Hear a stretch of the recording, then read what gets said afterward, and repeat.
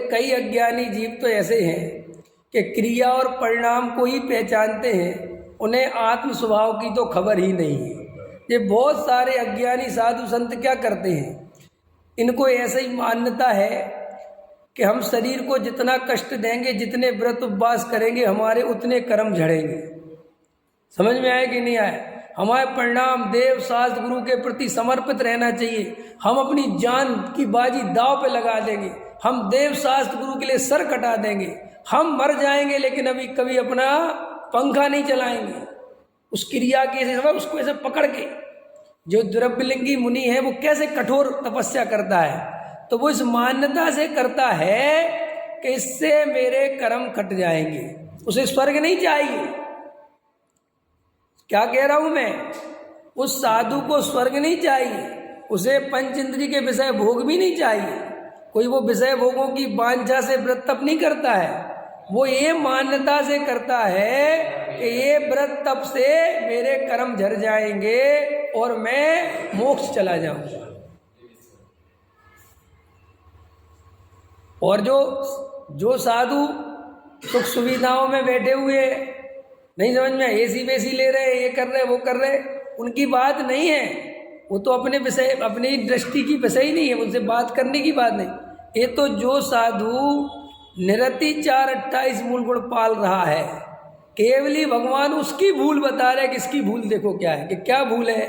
कि जड़ की क्रिया से आत्मा का धर्म मानता है, जड़ की क्रिया से आत्मा को मोक्ष हो जाएगा ऐसा मानता है, और इस शरीर का दुश्मन बना बैठा। ये सोचता है ये शरीर जो है ना, इससे ही बंधन होता है, ये मैं खाता हूं ना, इससे बंधन होता है, ये मैं चलता हूं ना, इससे बंधन होता है, ये मैं जो हवा लेता हूं ना, इससे बंधन होता है।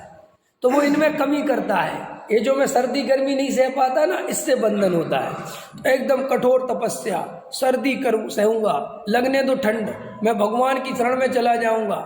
हे पारसनाथ, मैं अब आपके जैसा अनुभव कर रहा हूं, बैठ जाएगा एकदम ताकत, काटने दो मच्छर, अनंत बार काटे और काट लेंगे तो क्या हो जाएगा। समझ में आया? अनंत बार रोटी खाई, एक बार नहीं खाऊंगा तो क्या हो जाएगा।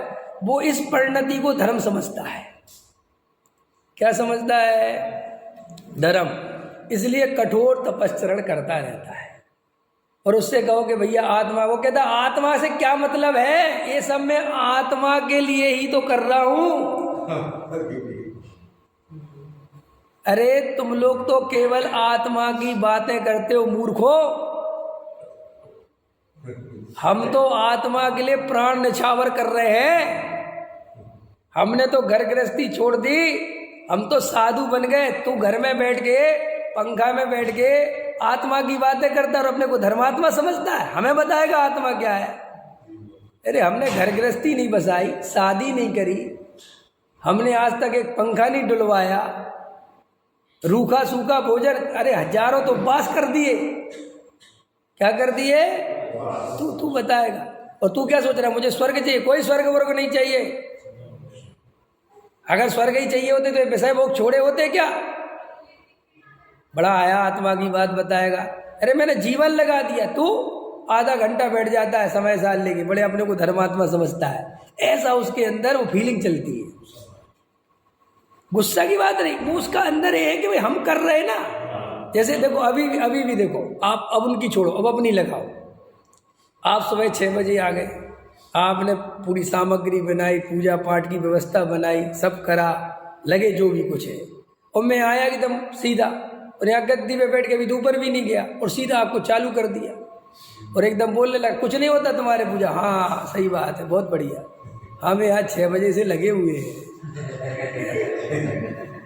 ये तो मैं तुम्हें एक छोटा सा नमूना दे रहा हूँ कि तुम फीलिंग को पहचानो।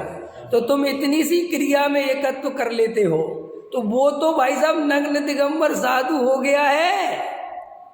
वो तो उसकी कितनी क्रियाएं हैं, तो उसमें एकत्व करे तो कौन सी बड़ी बात है, कौन सा आश्चर्य की बात है? कोई आश्चर्य की बात है?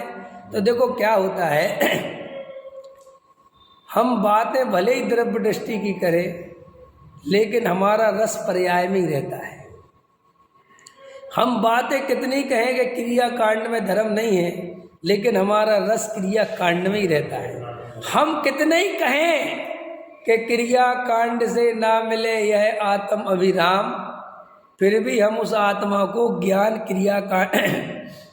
क्रिया कांड से ही चाहते हैं।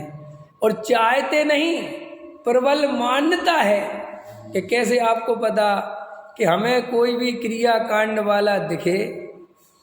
समझ में आया? अगर कोई ज्ञानी धर्मात्मा की बात चलेगी तो हम बिना क्रिया कांड वाले को सम्यक दृष्टि नहीं मानेंगे, और अगर मानना पड़ जाए तो अंदर से नहीं मानेंगे।